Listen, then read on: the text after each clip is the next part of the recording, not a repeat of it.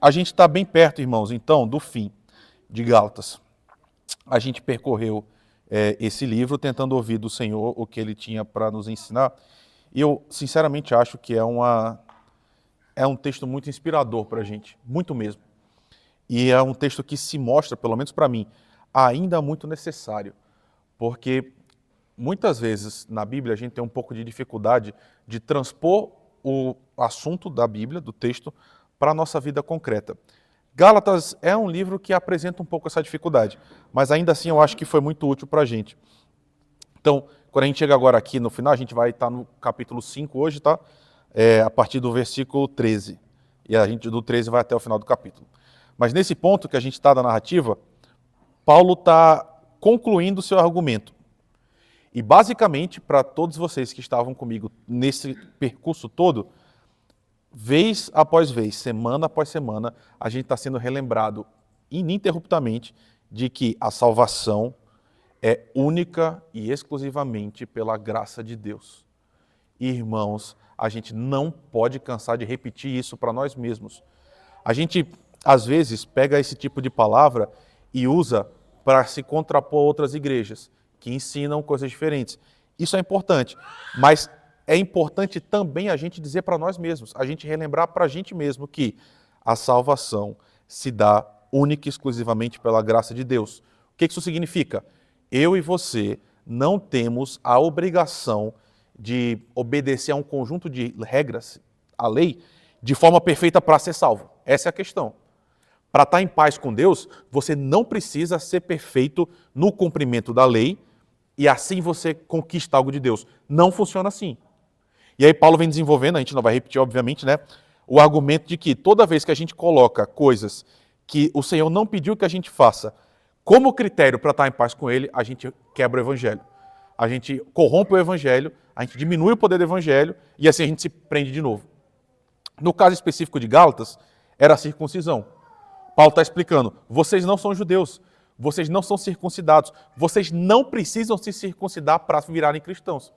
Vocês são cristãos não porque vocês se circuncidaram ou deixaram de circuncidar, mas porque vocês creram. Esse é o argumento até aqui. A gente viu de maneira muito intensa que Paulo está dizendo, se vocês creem em Jesus Cristo, vocês são da família de Deus, vocês são herdeiros da promessa e tudo isso se opera por causa da fé.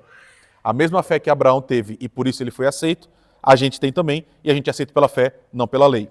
Então, resumindo tudo, ele está dizendo, a lei para os cristãos não é veículo de salvação.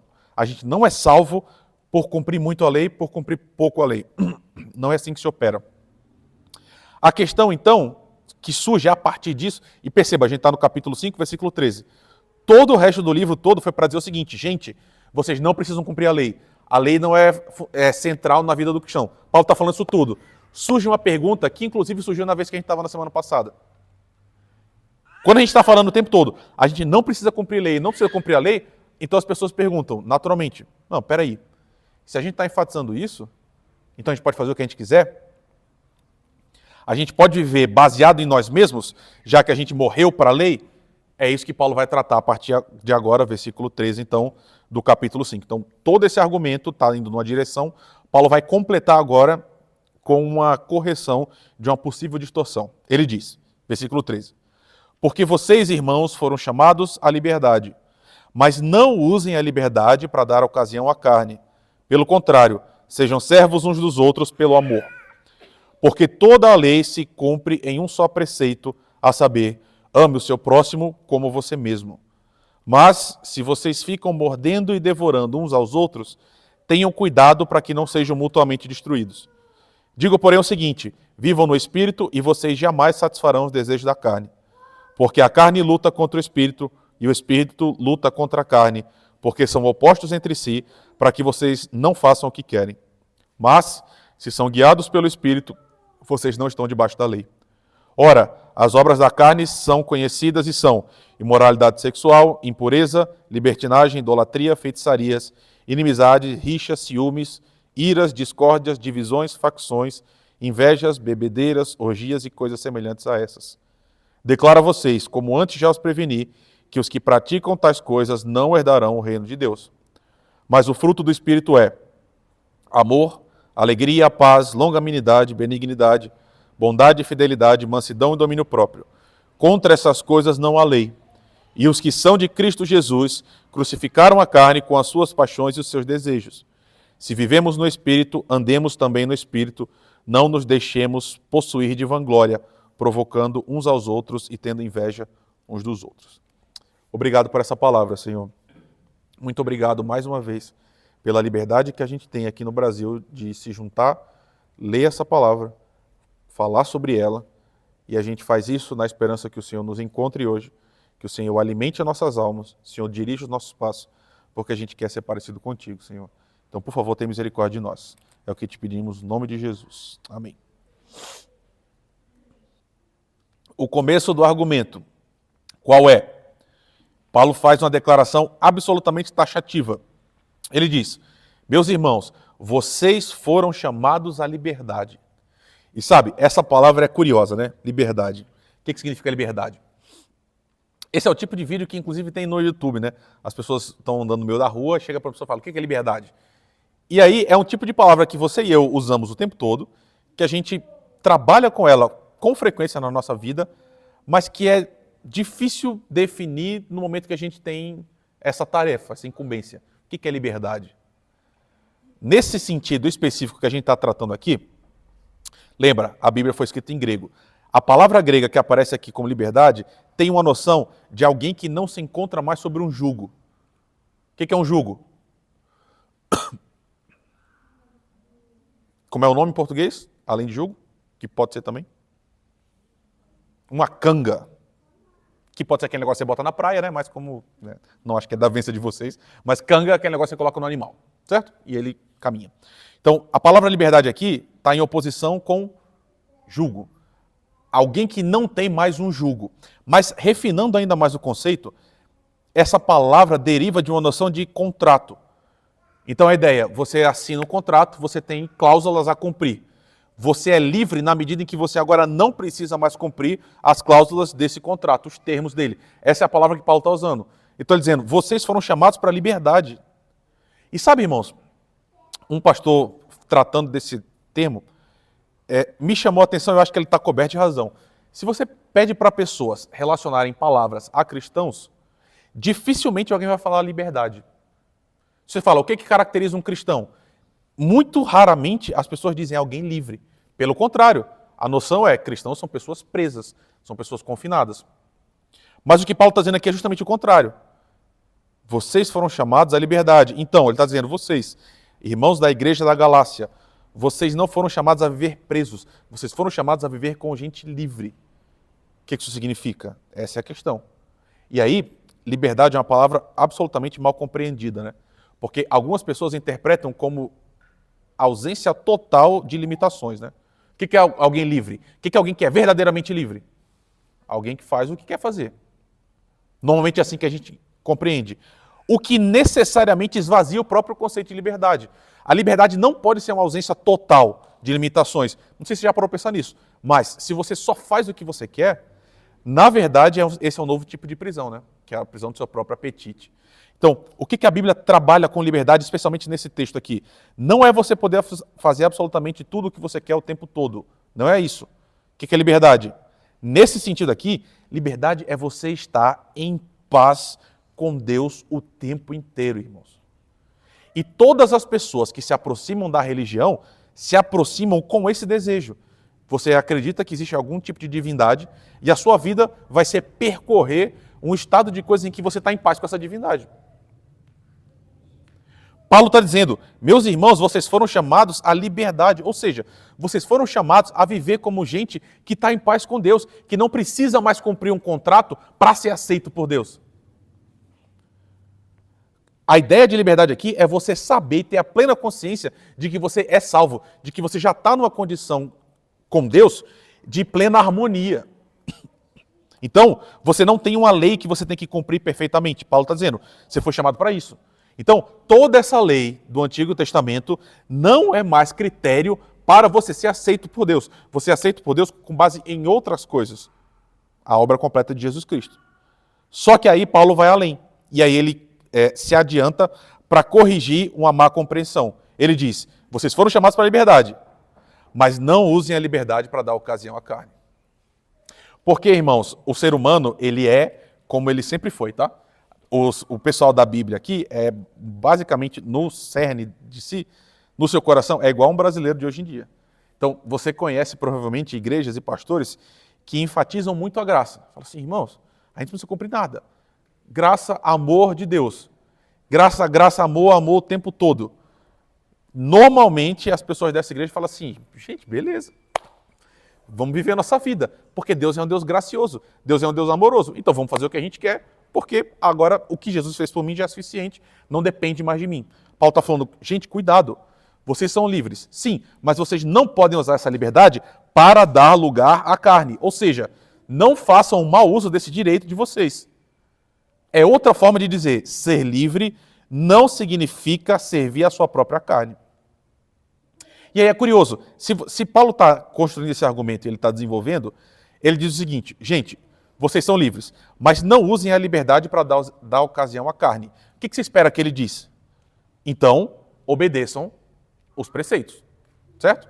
Ele diz, vocês são livres, não deem ocasião, mas continuem obedecendo. Mesmo sendo livre, continuem obedecendo. É isso que a gente espera, mas não é isso que ele diz. A oposição que ele constrói aqui é outra. Ele diz, não usem a liberdade para dar ocasião à carne. Pelo contrário, o que está escrito? Sejam servos uns dos outros. O que equilibra essa liberdade? Aqui, Paulo está dizendo, você é livre, mas você é livre com um objetivo. Qual é? Ser servo um dos outros. E aqui ele ainda coloca um qualificador, né? Pelo amor. Ou seja, o contrário aqui não é obedeçam à lei. Ou seja, vocês são livres, mas obedeçam à lei. Vocês são livres, mas sirvam uns aos outros. E se você já caminha comigo há um certo tempo, você sabe que essa palavra aqui, servo, ela é uma palavra um pouco abrandada na tradução. O que está escrito? Escravo. Olha como é que Paulo constrói o argumento com lirismo. Ele está dizendo, vocês são livres, mas sejam escravos. Vocês são livres para serem escravos. Olha que loucura, né? Ele diz, ao contrário, né? Então, doulos, escravos, você é livre? Sim, então seja escravo. Deus te libertou das obrigações para a salvação? Então agora você vai e serve os outros. Você não vive mais para si mesmo. Essa é a ideia, irmãos. Se você é livre, completamente livre de qualquer obrigação para que Deus te aceite, isso não te coloca numa vida que você faz o que você quiser. Pelo contrário, a verdadeira liberdade se expressa na medida em que a gente vive a vida que Deus pediu que a gente viva. Para que Ele ame a gente? Não, Ele já amou a gente antes. Mas Ele nos amou para uma vida que Ele criou a gente, que é uma vida de serviço, uns aos outros. Tanto que aí Paulo recupera uma noção de Jesus, né? Versículo 14. Toda a lei, de novo, ele está falando de lei, né? Os irmãos da Galácia não estavam tão preocupados em cumprir a lei? Não era essa a questão? Eles não queriam ser puros no cumprimento? Então ele está dizendo, olha, toda a lei se cumpre num só preceito. Toda a lei pode ser resumida numa coisa só. Qual? Ame o seu próximo como você ama a você mesmo. O que Paulo está dizendo aqui é, vivam esse único preceito, que se vocês conseguirem viver esse preceito, vocês vão estar obedecendo plenamente a lei inteira. E sabe o que é curioso? Talvez você perca essas nuances, né? Paulo está dando um checkmate aqui nos caras. O que ele está querendo dizer é o seguinte, vocês estão muito preocupados com a lei, com o cumprimento da lei. Só que vocês estão focando esse cumprimento da lei no lugar errado. E é assim até hoje. Qual era a questão aqui de base? Era a circuncisão. Então eles estavam brigando o tempo todo pela circuncisão. O que Paulo está dizendo é, perdão, vocês se preocupam tanto com a lei, vocês estão focando na circuncisão, mas vocês estão deixando de amar os outros. Em outros lugares, Jesus encontrando os fariseus, não sei se vocês lembram, irmãos, é a mesma coisa até hoje, com gente que é muito legalista. Jesus está dizendo o seguinte, olha, vocês estão preocupados em saber qual é o jeito certo de lavar a mão. Vocês estão preocupados em qual é o jeito certo de lavar os pratos para poder comer, porque senão vocês vão comer e vão se corromper. Então, todos esses mínimos detalhes externos, vocês se preocupam, mas amar concretamente quem está do seu lado, vocês deixam passar. Então, aqueles homens amavam muito a lei, mas amavam muito a lei esse cumprimento externo, que era esvaziado. Pelo quê? Por uma prática que não amava os outros.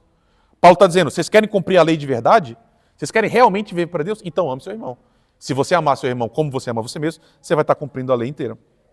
É outra forma de dizer o seguinte, a gente só é verdadeiramente livre quando a gente se torna servo uns dos outros, escravos uns dos outros.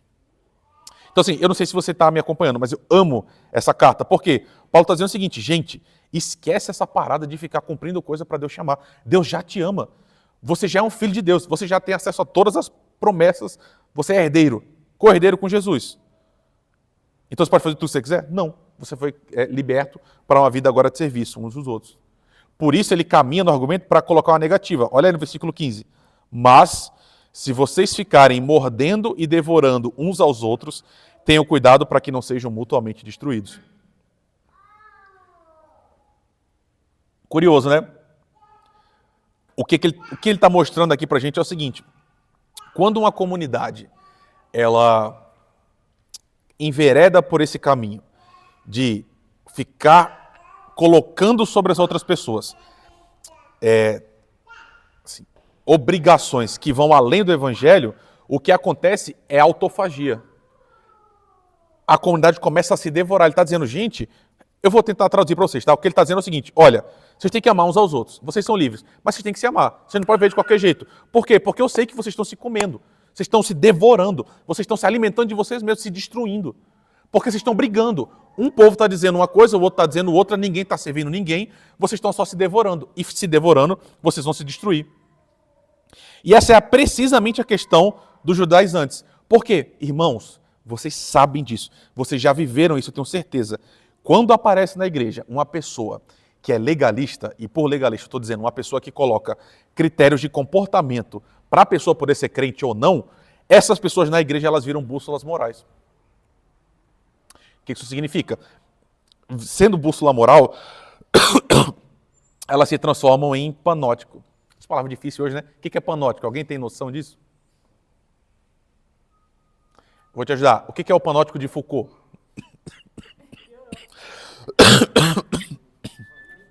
Panótico, o que é panótico, Rafa? Ótico, o que é ótico? Tem a ver com o quê? Visão. O que é pan? Que vem de pan-americano.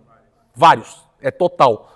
A ideia do panótico, olha só como Foucault é inteligente, né? Foucault vai discutir a nossa sociedade que aprisiona, né? Que a gente está o tempo todo criando estruturas que vão ensinando a gente a viver. Ele postulou uma ideia de que com poucas pessoas, você acaba impondo ordem numa cadeia. Só que precisa de vigilância. A cadeia precisa de vigilância. O que ele propôs? Uma torre no centro, todas as celas estão olhando direto para essa torre e as pessoas que estão presas não sabem quem está lá dentro, ou se elas estão lá. Mas a ideia é que elas estão se sentindo o tempo todo vigiadas. E só essa ideia de você se sentir o tempo todo vigiado é suficiente para você se comportar. É isso que ele postulou. Por isso que a gente vive hoje nessa sociedade que, gente, aqui é um pequeno parênteses, certo? Irmão, você está sendo gravado o tempo todo, você sabe disso, né? Independente de onde, a não ser que você esteja no seu banheiro, que foi você que construiu a casa, e você sabe que não tem uma câmera lá, onde você estiver, você está sendo vigiado. E essa é a ideia. A vigilância constante vai tornando os cidadãos gente que obedece. Pois bem, eu não sei qual é a sua experiência cristã, meus irmãos, só que eu imagino que você já viu isso. Tem igrejas em que tem alguns irmãos que funcionam dessa forma. É gente que existe, aparentemente, para ficar olhando os outros e dizendo, você está acertando nisso, você está errando naquilo. E aí se cria um senso de vigilância e, às vezes, na nossa estrutura presbiteriana, isso vai indo para conselho e aí, de repente, o conselho começa a chamar os irmãos para ficar discutindo coisa do dia a dia, da individualidade de cada um, travestido disso de uma linguagem religiosa. Ou seja, gente que está se vigiando o tempo todo, com regras que não são as regras do Senhor, para nos colocar nesse caminho, né? Eu sou crente ou não sou. Então a gente começa a dizer, fulano não é crente. Fulano está caindo, fulano está se desviando. Tá? Por quê? E aí coloca um monte de coisas no meio. O que acontece? A comunidade começa esse processo de autofagia. Quando as igrejas são legalistas e esse estado de observância do outro de verdade acontece, a gente tem esse cerceamento da liberdade. E aí, o que acontece é a gente não vive o amor. Essa é a ideia. Paulo está falando, ame o seu próximo como você ama a si mesmo. Viva em amor. Quando a gente está vigiando os nossos irmãos, o que a gente está fazendo não é amá-los. Porque tem isso também, né? Às vezes é travestido com essa palavra, né? Olha, eu me preocupo muito com a sua vida, é por isso que eu estou olhando qual é o tamanho da sua saia. Eu amo tanto você, por isso eu quero saber onde é que você foi sexta-feira à noite, porque você não estava em casa orando, você estava na rua. Entende? O que Paulo está falando não, é o contrário. Vocês ficam se mordendo, vocês ficam se devorando e assim vocês vão se destruir. Por quê? Porque nós não fomos chamados a viver esse tipo de evangelho da vigilância, de cercear o outro. Não fomos chamados para isso. Como é que isso se materializa na prática? Qual é a parte positiva agora? Ele vai dizer no versículo 16: digo, porém, o seguinte: vivam pelo Espírito. E ele diz, se a gente viver pelo Espírito, a gente jamais vai satisfazer os desejos da carne. Incrível, não, irmãos? Aqueles homens ensinavam o seguinte: como é que a gente vive? Como é que a gente acerta? Pela lei. Conheça muito a lei, pratique muito a lei, você vai viver. Paulo está falando, não é pela lei. Como é que eu e você, como é que a gente vai conseguir ter uma vida que não é uma vida circunscrita pela carne? É se enchendo do Espírito. Por quê? Porque na medida em que você é cheio do Espírito, você vive a vida do Espírito. E vivendo a vida do Espírito, você não vai estar satisfazendo a carne. Por quê? Ele vai dizer agora, a carne e o Espírito são contrários. Versículo 17. A carne luta contra o Espírito luta contra a carne, porque eles são opostos entre si, para que vocês não façam o que querem. O que ele está dizendo? Eu e você tem um embate dentro da gente.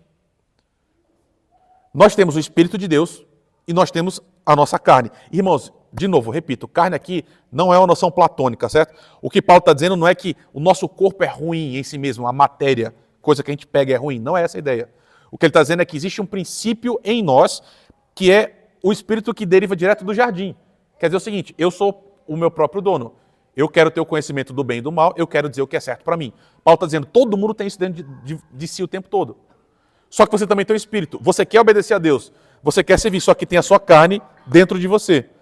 O que você tem que fazer? Se encha do Espírito de Deus. Irmãos, isso é tão importante, irmãos. Isso é tão importante mesmo.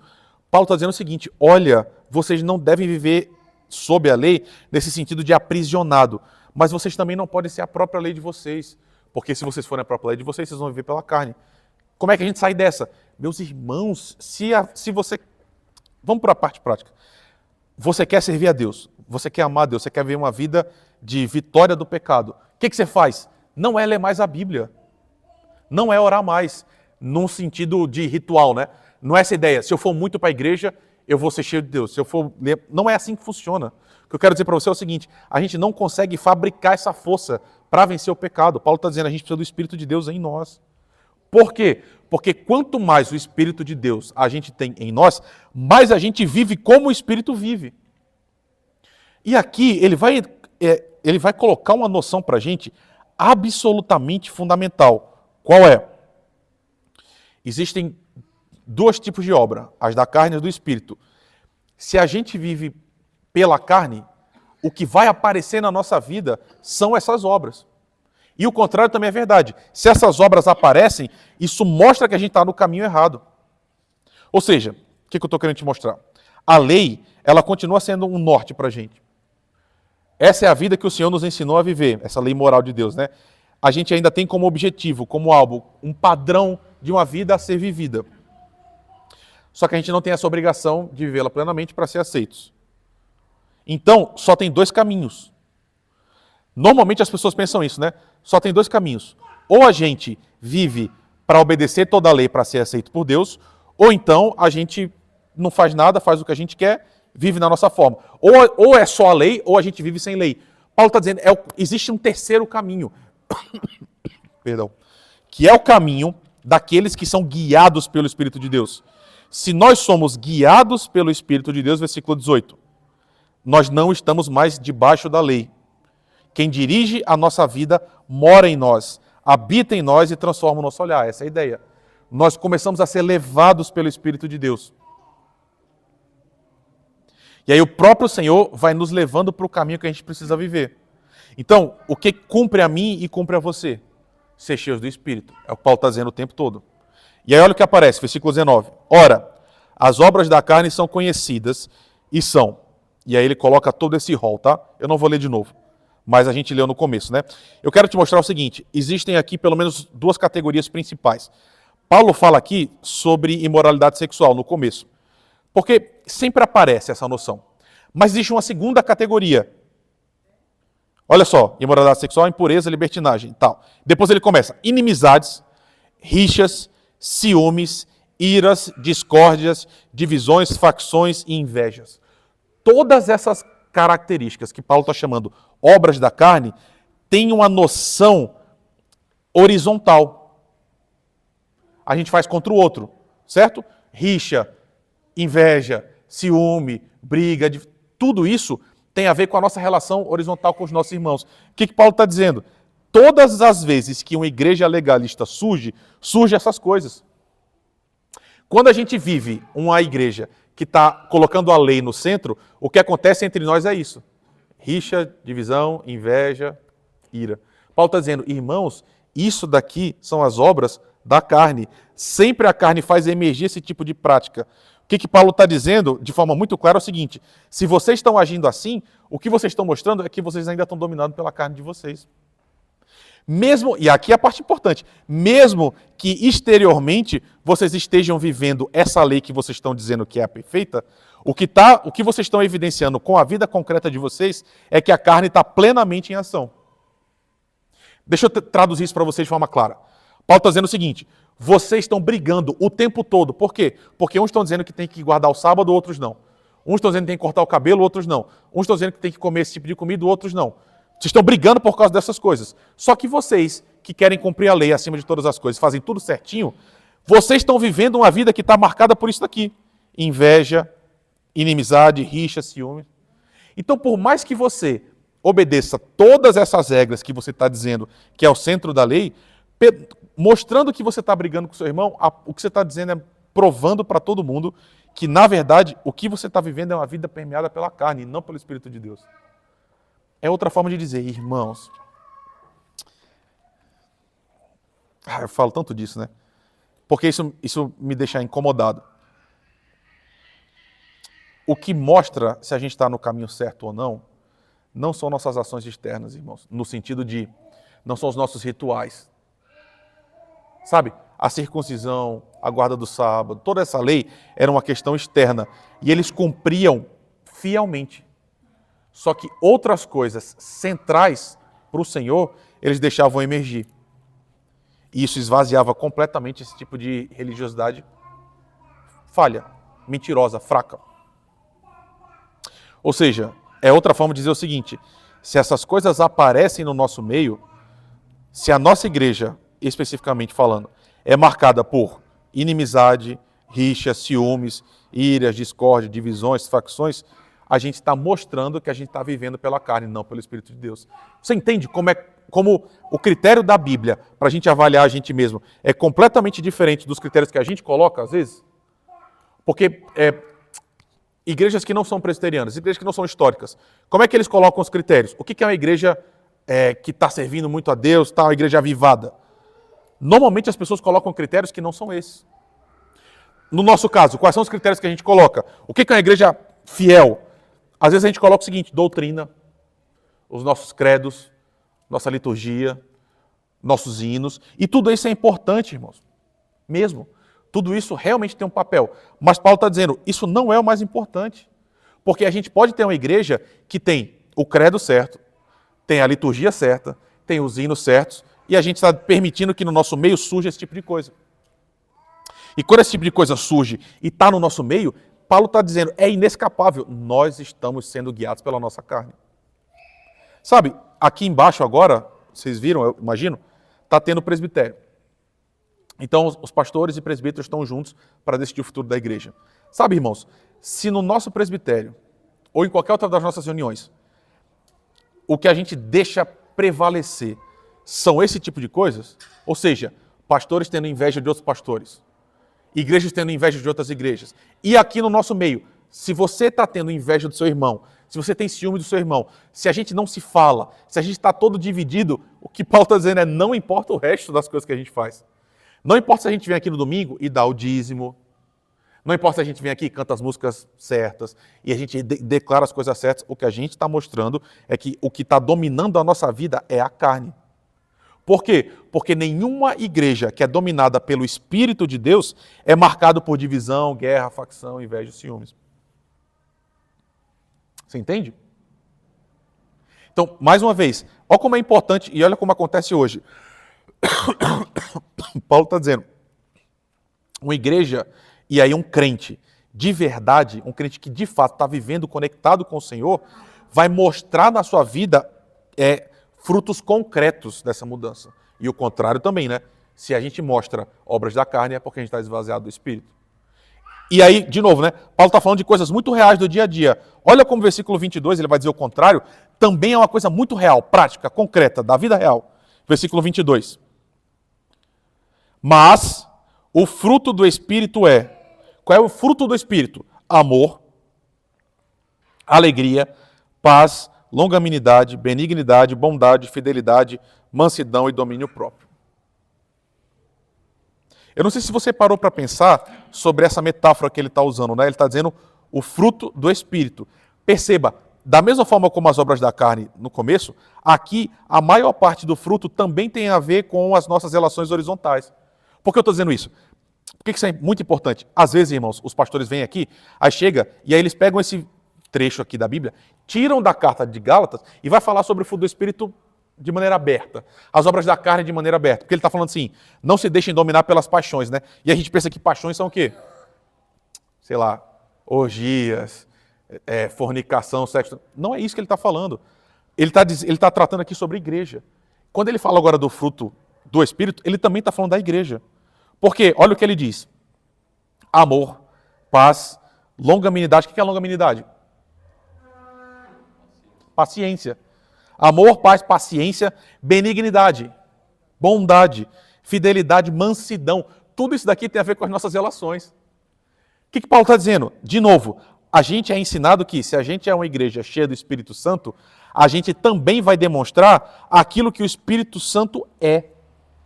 E aquilo que o Espírito Santo é isso aqui que Paulo está descrevendo. Sabe, irmãos, vamos fazer um teste, né? Hipotético.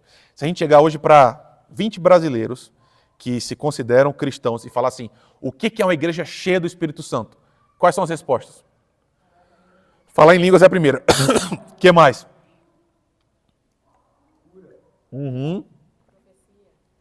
Profecia. Se a gente chegar... Agora, a gente aqui, certo? Nós, presbiterianos. Vamos supor que você veio hoje aqui, aí o seu cônjuge não está aqui, o seu pai, sua mãe está. Você vai chegar e falar assim, olha, hoje o culto da quinta-feira foi um culto cheio do Espírito. O que as pessoas vão entender? A gente rodou, a gente chorou, né? A gente ficou muito emocionado. Percebe como a gente deslocou completamente o papel do Espírito e como é que ele se expressa? O que Paulo está dizendo é o seguinte, como é que na Bíblia uma igreja é cheia do Espírito Santo? Como é que na Bíblia a gente aprende que nós estamos cheios do Espírito Santo? Quando a gente é amoroso. Tem uma palavra aqui que é absolutamente fundamental. Sabe como é que a gente é cheio do Espírito Santo? Quando a gente é manso. Já parou para pensar isso? E aqui, irmãos, manso, a gente não está falando daquela pessoa que não gosta de brigar e aí por causa disso fica quieta sempre. Não é isso que Paulo está dizendo, certo? Nas nossas questões do dia a dia, a gente agir com mansidão, com bondade, com amabilidade, com ser respeitador, com ser paciente. Paulo está dizendo, quando a gente tem uma igreja que essas coisas emergem, quando os irmãos se tratam assim, o que a gente está mostrando é que a nossa igreja é cheia do Espírito Santo e ninguém precisa rodar. Ninguém precisa chorar no culto. Ninguém precisa falar em línguas. E da mesma forma que eu estou tentando mostrar para vocês, eu vou voltar a um ponto anterior, vamos supor que existe uma igreja que o povo fala em línguas, o povo roda e tem profecia, só que o povo se odeia e briga e está cheio de inveja. Paulo está dizendo, vocês não têm o Espírito de Deus. Porque, irmãos, olha como essa metáfora é bonita. Paulo está dizendo, ele traz a metáfora do mundo da botânica, né? O que é um fruto, irmãos? Nem precisa ser técnico, certo? Mas o que eu quero mostrar para você é uma árvore que está saudável, necessariamente ela vai gerar fruto, você concorda? Se existe saúde, vai ter fruto, sempre. Numa árvore, obviamente, que é frutífera, né? Paulo está dizendo, se o Espírito de Deus está em nós, é inevitável que essas coisas aconteçam. Assim, essa é uma metáfora que Jesus usa, Paulo está retomando aqui, né? Meus irmãos, uma macieira vai dar sempre o quê? Maçã. É tão óbvio, né? Não pode uma macieira dar uva. Não é da sua natureza. Da mesma forma, isso é óbvio pra gente no campo da botânica, né? Mas parece que não é no campo da igreja. Porque o que a gente está falando é o seguinte, se uma pessoa é crente, o que inevitavelmente vai acontecer com ela? Ela vai ser amorosa, bondosa, longânima, paciente, enfim. Mas a gente criou um estado de coisas em que a gente pode dizer que nós servimos a Deus e que nós temos o Espírito e não apresentar essas coisas na nossa vida. É a mesma esquizofrenia de uma macieira que dá manga. Entende? Então, Paulo está dizendo o seguinte, olha, vocês estão preocupados com a lei, vocês estão brigando por causa da lei. O que vocês estão mostrando é que vocês estão caminhando pela carne de vocês, não pelo Espírito de Deus. Porque se fosse pelo Espírito de Deus, vocês não estariam produzindo entre vocês esse tipo de coisa, em que vocês estão devorando uns aos outros. Não tem outro caminho. Se você é cristão, se você tem o Espírito de Deus em você, necessariamente vai aparecer na sua vida quem Deus é. Concretamente, tá, irmãos? Por que eu falo concretamente? Eu não sei se você entende, mas eu estou cansado de ouvir gente falando o seguinte, olha, eu amo muito Jesus. Por quê? Porque toda vez que eu escuto o louvor, eu choro. Toda vez que eu vou no culto, eu me emociono. Na Páscoa, eu acho lindo. No Natal, eu vejo a vela e acho maravilhoso. A questão não é essa. Não é isso que te define como cristão. A questão é, a vida de Jesus está aparecendo em você? Se sim, você está caminhando com o Senhor. Se não, não interessa as explicações, irmãos. Agora, é óbvio, isso é perfeito? Não. Eu sou manso o tempo todo? Pergunta para a Laís, irmãos. Pergunta como é que é no dia a dia. Eu sou amável o tempo todo? Não. Mas a questão é, essas coisas têm que aparecer no nosso meio. Se elas não aparecem, não importa o que a gente está fazendo, a gente está errado. E é como é que Paulo fecha, né, tudo. Versículo 24. Os que são de Cristo Jesus crucificaram a carne com suas paixões e os seus desejos. Ele diz também, né, contra essas coisas não há lei. O que Paulo está dizendo? Gente, se no meio de vocês essas coisas aqui aparecem, vocês nem precisam discutir de lei. Porque o importante é isso aqui. Qual é a conclusão total? E com isso a gente termina o capítulo e termina o nosso encontro hoje, tá? Versículo 25 e 26. Se vivemos no Espírito, se vivemos no Espírito, andemos também no Espírito. É meio óbvio isso, né? Paulo está dizendo, vocês andam pelo Espírito de Deus? Então, vocês vivem pelo Espírito de Deus? Então vocês também andem como o Espírito de Deus. Não nos deixemos possuir de vanglória, provocando uns aos outros e tendo inveja uns dos outros. Olha de novo como Foucault aparece aqui, certo, irmãos? Paulo antecipou Foucault. Nessa ideia da gente ficar vigiando uns aos outros, que era o que acontecia aqui em Gálatas, Paulo está dizendo, cara, para com isso. Viva pelo Espírito de Deus. Se você viver pelo Espírito de Deus, você vai servir seus irmãos. Se você servir os seus irmãos, você vai fazer isso a partir do fruto do Espírito que está em você. E aí, você não vai nem possuir vanglória, porque quem é que possui vanglória, irmãos? É aquele que cumpre a lei e acha que cumpre mais que os outros. No nosso caso, é aquele que é mais presbiteriano que os outros, que conhece todos os credos, conhece todos os catecismos, conhece toda a doutrina, conhece todos os hinos, cita Calvino em latim. Paulo está dizendo, se você viver pelo Espírito de Deus, você não vai ter vanglória. Por quê? Porque todo cristão, todo calvinista tem obrigação ontológica de ser humilde. Porque nós somos o povo que diz, cara, Deus me salvou quando eu não tinha nada, quando eu não era ninguém. Tudo que eu recebi foi de graça. Então como é que você vai se vangloriar? Da mesma forma, Paulo fala, se vocês viverem assim, vocês não vão ter inveja uns dos outros. Por quê? Porque não tem motivo para a gente ter inveja uns dos outros. Porque ninguém é melhor do que ninguém. Todos nós somos filhos do mesmo Senhor e vivemos pela graça de Deus. Então, eu estou tentando mostrar para você como essa questão aqui, irmãos, de lei e graça na Escritura se apresenta para nós com uma concretude muito intensa, irmãos. Sabe, eu estou muito cansado. Eu não sei, né? Eu não deveria estar, mas eu estou. Eu tenho 35 anos. Eu saí do seminário em 2019. Faz 6 anos, 5, né? Que eu estou no ministério. E, irmãos, eu estou muito cansado da gente ler a Bíblia e a gente fugir do texto, mesmo. Porque Jesus olha para a gente e fala o seguinte, cara, você quer ser crente? Você quer me seguir? Então, quando aparecer alguém com a necessidade concreta, você vai e ajuda. Certo? Se alguém te pedir alguma coisa, você vai lá e dá a capa também. Se pedir para você andar, você vai lá e anda também. Está aqui Paulo falando, você é crente, você segue, tem o Espírito de Deus em você, então para de brigar. Se vocês, em Coríntios, não é aqui, né? Mas ele fala, cara, nem porque vocês estão indo para o tribunal, porque vocês estão processando uns aos outros, vocês não amam Jesus? Então, é claro, a gente pode falar das especificidades dessas questões, mas o que eu quero dizer para vocês é o seguinte, gente, a gente tem que parar de colocar foco só naquilo que a gente julga importante. O que eu quero dizer com isso, claramente? Eu não sei porquê, parece que a gente elegeu quais são as coisas que fazem alguém ser suficientemente crente. No Brasil hoje é o quê? Para você ser considerado crente, o que você tem que fazer? Você não pode ser gay, você tem que se relacionar heterossexualmente só com uma pessoa, você não pode fumar, às vezes até algumas pessoas abrem a concessão para fumar, certo? Mas você não pode ir no carnaval, você não pode ter uma vida promíscua, você não pode falar palavrão. Fez essas coisas, você é crente. E aí você pode ser uma pessoa arrogante, você pode dentro da igreja brigar com todo mundo. Essas outras coisas, irmãos, eu não estou dizendo que está errado não, tá? Não pode ser gay, certo? Não estou dizendo que pode não pode ser gay, tá? Você só pode ter você quer se envolver sexualmente com alguém, tem que ser heterossexual no relacionamento monogâmico. Não tem outra saída, é isso. Não estou dizendo que está errado, mas o que eu estou dizendo é, não basta só isso, irmãos. A gente não pode colocar as coisas que a gente acha certo e acha suficiente no topo, e aí o resto a gente passa por cima. Não, Paulo está dizendo aqui ao contrário, a gente não pode fazer isso. A gente não tem o direito de, em se chamando de crente, tratar mal nossos irmãos. Vou repetir, já falei isso 1000 vezes. Você não tem o direito de não falar com alguém na igreja. E irmãos, eu falo isso estando num momento muito complicado disso. Tem pessoas que eu gostaria de nunca mais ver na minha vida, mesmo. Tem pessoas que eu gostaria que Deus mandasse fogo do céu hoje ainda, e nem terminar de dormir. Só que eu não posso agir assim. Quando isso aparece no meu coração, isso é marca do pecado em mim. E eu tenho que dizer, e eu tenho dito, Senhor, me perdoa, tira isso do meu coração, porque eu não quero agir assim. E é assim comigo e com você também. Se a nossa igreja, e quando eu falo, se é na condicional mesmo, certo, irmãos? Faz só 1 ano que eu estou aqui, eu ainda estou aprendendo. Eu não estou dizendo que essa coisa acontece, que tem um super problema, eu não estou. Eu não sei como funciona. Mas, se no nosso meio, nos nossos ministérios, porque quase sempre só aparece nos ministérios, né?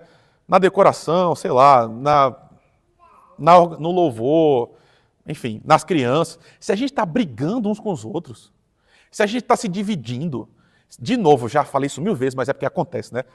Porque outras pessoas chegaram para mim e falaram, pastor, você falou aquilo, eu sou assim mesmo. Pois é, irmão. Eu sento no lado esquerdo da igreja porque fulano e a família dele sentam no direito. Eu nem olho muito para lá. O dia que a igreja de Bonilha vai ser a melhor é quando fulano e a sua família for embora. Esse tipo de pensamento não pode estar no nosso meio, porque o que Paulo está dizendo aqui é que isso literalmente são as obras da carne. E aí a gente dá tapinha nas nossas próprias costas porque a gente diz o quê? Olha, a gente é da igreja presbiteriana. A gente vai lá e aí tem a liturgia toda bonitinha, a gente pede perdão, fica em pé e a gente canta os hinos e vai para casa falando, tomara que vire o carro na ribanceira e morra e não... vai direto para o céu. Essas coisas não combinam, elas não se encaixam. O que Paulo está dizendo é, se a gente é cristão, necessariamente na nossa vida vai aparecer o fruto do Espírito de Deus. Porque o Espírito de Deus é perdoador, é gracioso, é bondoso. Então não tem como você ter ele dentro de você e não ser assim também. Se você não é assim num nível gigantesco, o que isso prova? Cara, você está se chamando de crente, mas talvez você ouça de Jesus, eu nunca conheci você. O que é terrível, né? É um texto terrível. Para mim e para vocês, irmãos. Então, o meu convite para a gente é o seguinte, da mesma forma como Paulo enxergou isso se operando na igreja da Galácia, a gente precisa ver no nosso meio também. Dos dois lados. Ou você pode ser aquela pessoa que está julgando os outros o tempo todo, olhando, escrutinando e falando assim, fulano faz 2 semanas que não vem na igreja, isso aí não é crente, não. Você pode ser essa pessoa. Você também pode ser outro tipo de pessoa. Fala assim, esse fulano é chato pra caramba, queria que viesse uma gripe aí e levasse. A gente, irmãos, é chamado a viver a vida de Jesus Cristo. E sabe, vou terminar com isso. É curioso, né? Eu acho que até a gente reformado, a gente mente para a gente mesmo. Porque a gente fala que quer o Senhor, mas eu acho que a gente também só quer as coisas de Deus. Por quê? Porque se a gente realmente quiser o Senhor, a gente vai ter que ter a vida de Jesus. E a vida de Jesus foi difícil, irmãos. No sentido de, ele até o fim, você tem noção disso? Ai, meu Deus do céu, eu devia ter falado isso antes, né? Porque agora acabou o tempo. Mas, como é que crentes, hoje em dia, têm coragem de ser raivosos e de odiar grupos, quaisquer que sejam eles? quando o nosso Senhor, quando estava sendo morto e olhou os inimigos, ele disse o quê? Perdoa-lhes, falou, Pai, perdoa-lhes porque eles não sabem o que eles estão fazendo. Então, Jesus, que foi o nosso Senhor, que tomou toda essa avalanche contra ele, olhou e perdoou, por que a gente, que é muito menos do que Jesus é, quer ir para os outros com fogo? Cara, Jesus, infelizmente, irmãos, é isso. Eu vou dizer para você de novo. Ser crente sabe o que é? É perdoar 70 vezes 7. É tratar bem quem te trata mal. É amar seu inimigo. É orar por quem te persegue. Porque assim você vai ser filho do seu Pai que está no céu. Isso é ter o Espírito de Deus dentro de você. Não é recitar a pergunta 23 do Catecismo Maior de Westminster. Então, o meu pedido é que a gente faça desse ano, porque eu já estou entrando nessa onda também, né? Vamos virar o ano. Irmãos, vamos pedir para o ano que vem a gente ser mais crente de verdade, sabe? Ser mais crente mesmo. Eu estou falando isso por mim. Eu quero ser mais crente, irmãos. Eu quero ser menos raivoso. Eu quero ser mais paciente. Uma coisa que eu preciso que o Senhor faça no meu coração. Eu quero ser menos ansioso, no sentido de... Lembra que Jesus falou? Não tem um mal para cada dia. O dia de amanhã não vai trazer o mal de amanhã, então descanse. E eu não descanso. Mas eu quero descansar. Então, o meu convite para a gente é, vamos pedir que o Espírito enche a gente, não para a gente rodar, não para a gente ter uma igreja famosa, mas para a gente ter a vida de Jesus no mundo. E aí, que outras pessoas amem o Senhor como a gente ama também. Que ano que vem a gente seja uma igreja mais cheia do Espírito de Deus, porque na nossa força a gente não vai conseguir. Senhor, muito obrigado pela Tua palavra, obrigado por esse encontro, obrigado porque o Senhor nos encontra, Pai, e muito obrigado porque o Senhor nos perdoa. Pai, o Senhor sabe, o Senhor conhece meu coração. Eu não sou uma pessoa perfeita, eu estou muito longe disso. E essas coisas que hoje a gente lembrou aqui a partir de Paulo, elas também estão no meu coração, Senhor. Muitas vezes o meu coração é chamado à vingança, à ira, à facção, à dissensão. Mas eu peço que o Senhor arranque isso dele e também faça isso com todos os meus irmãos, Pai. Nos faz uma igreja profundamente amorosa. Nos faz uma igreja que ama os inimigos, que serve aqueles que nos odeiam, para que a gente dê glória ao Senhor, Pai. Por favor, Senhor, nos dá do Teu Espírito, para que a gente acerte naquilo que o Senhor pediu para a gente fazer e que a gente não se desvie do caminho fazendo outras coisas que o Senhor não nos chamou para fazer, Pai. Por favor, tem misericórdia de nós. Nos dá uma vida verdadeiramente santa, para que a gente dê glória ao Teu nome, Senhor. É isso que eu te peço, te imploro, no nome de Jesus. Amém.